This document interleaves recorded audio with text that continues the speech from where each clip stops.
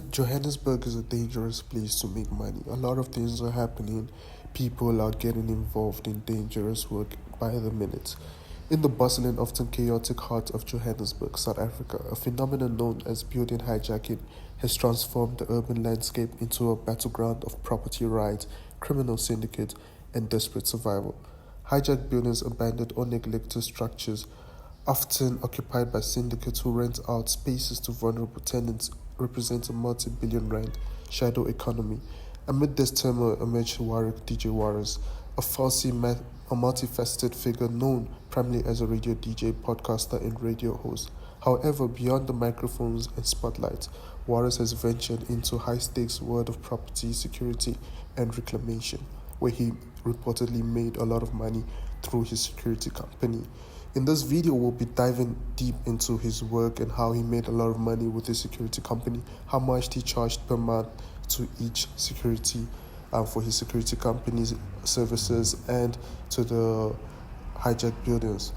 So, delving into the socio-economic context, his personal journey, strategic businesses, risk involved, and tragic efforts, while his financial figures remain private, we'll try to dive into it. The story of Warras is not just one of entrepreneurial success, but also a cautionary tale of the dangers lurking in Johannesburg inner city.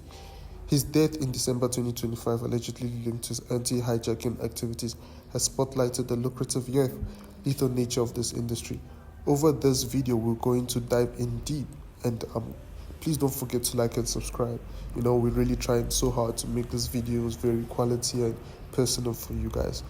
To understand how DJ Warras profited from protected hijacking buildings, one must first grasp the scale and the mechanics of the problem.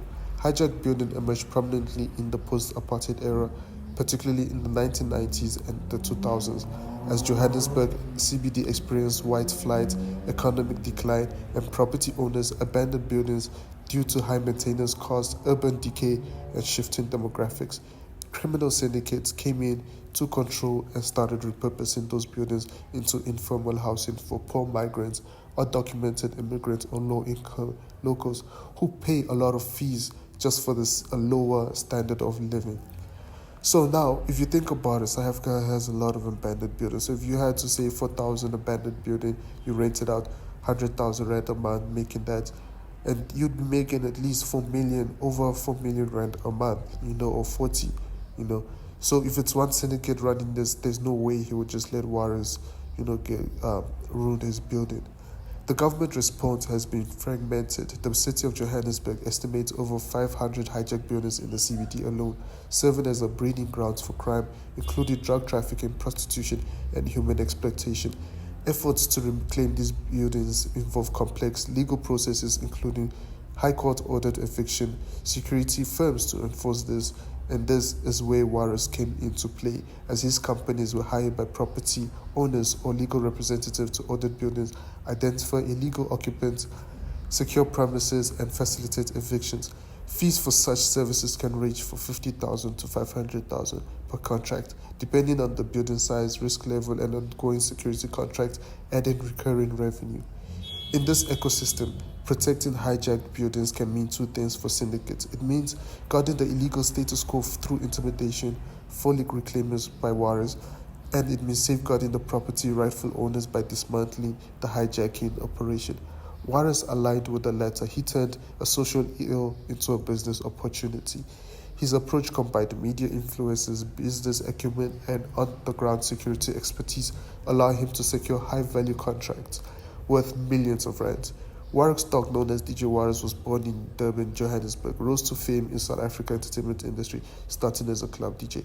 He transitioned to radio, hosting shows on stations like YFM and Metro FM, where his charismatic style and insightful commentary. I want to be a positive influence. positive influence on this country.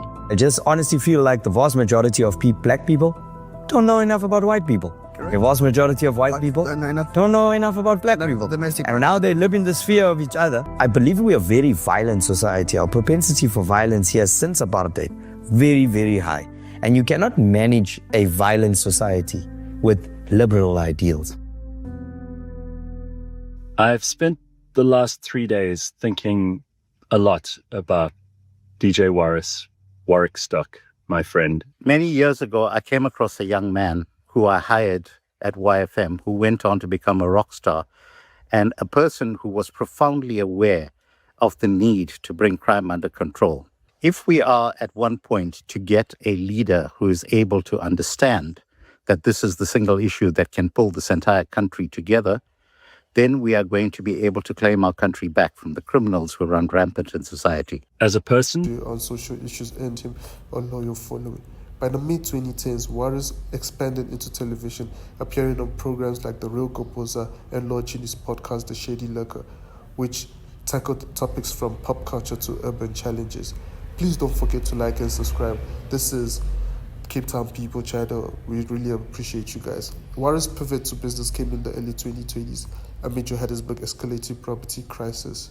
He helped building owners get rid of hijacked syndicates by using a security company called Imperium Security.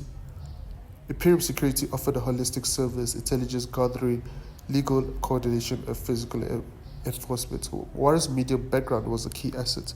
He used his platform to raise awareness about hijacked buildings, appearing on podcasts and social media to discuss the problem. In one interview, he described how syndicates divided buildings into cubicles rented at premium prices, generating immense profits. Property owners frustrated with the inaction of the government, who sought out Warras' expertise. By 2024, Imperium Ops, which is Warras' company, had made millions and had deals with high-profile buildings. He was the goal figure to reclaim a space in Johannesburg CBD.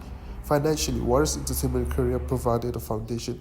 Estimates from biological sources such as his net worth from media alone was in the low millions, with earning from endorsements, while the CBD eviction was worth a lot, from 100,000 to 300,000 for a single eviction. DJ Warras' success in making millions stemmed from his innovative strategies that blended security, legal savvy, community engagement. Imperium Ops model was not just mere muscle, it was a blueprint for sustainable reclamation, as revealed before his death. we need to start making our contribution. And if you feel like you need to get in on things now, I would say follow that instinct. I would say don't be afraid. He was never afraid. He was resourceful, and he could take on just about any battle. I'm so sorry he lost this one. But his contribution is hugely meaningful. Warwick, your death will not go unavenged. There are people throughout this country who have a sense of outrage around what was done to you, and we will not rest until such time as we are able to reclaim this country. When they write the story of broadcasting and entertainment, when they write the story about South Africa, and especially those brave voices who have stood up to power and stood up to corruption and stood up to evil, because that's what it is. He will be listed, he will be mentioned in dispatches as a part of that war. And I think that we will all miss him terribly. I certainly will. And Warras, we love you, dude.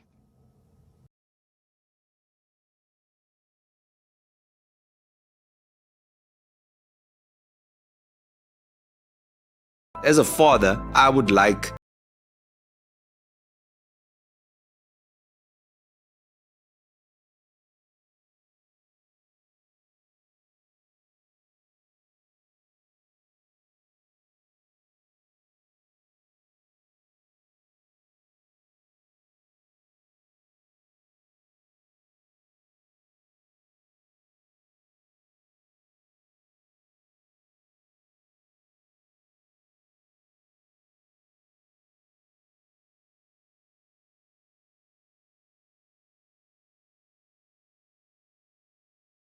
situation.